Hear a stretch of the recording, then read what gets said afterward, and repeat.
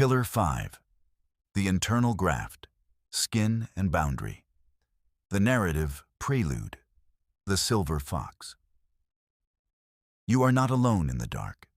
The archetype of the master walks the perimeter of your mind. Listen to the one who has already survived the fire you are about to enter.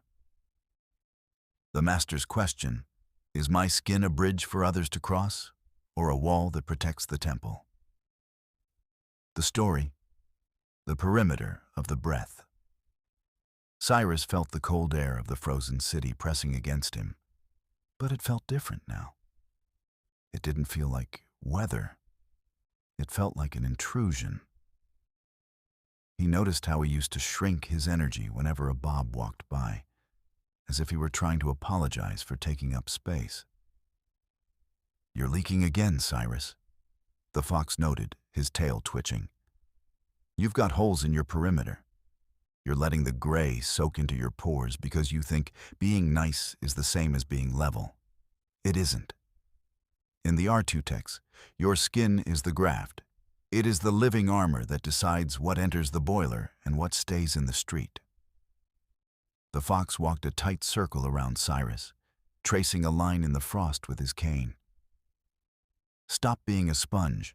Start being a mirror. If it's not level, it doesn't get in. If it's minus energy, it hits your skin and slides off like rain on a silver roof." The duality of the R2 text. The biological bellows, left side, the mother. The left eye, the expansion. The mother governs the oxygenation of the blood. She ensures the breath is deep, rhythmic, and round. She teaches you that the lungs are not just filters, but wings that expand the ribcage to create space for the soul. She uses the breath to dissolve the lead of anxiety, turning a shallow gasp into a long, calming tide. Breath is the bridge between the marrow and the stars. The recall. Right side, the father, the right eye, the compression. The father governs the pressure of the diaphragm. He is the piston that forces the air down into the boiler. He demands that the breath be held and controlled, creating the internal tension necessary for structural strength. He prevents the leaking of air through the mouth, insisting that the nose be the primary intake for the architect's fuel. Controlled pressure is the difference between a breeze and a blast. The recall. In the gray city, boundaries are seen as being rude. In the recall, boundaries are biological necessity. When you graft your skin to the 0.0 degrees point, you stop absorbing the fatigue of the marketplace. You become a self-contained unit of gold.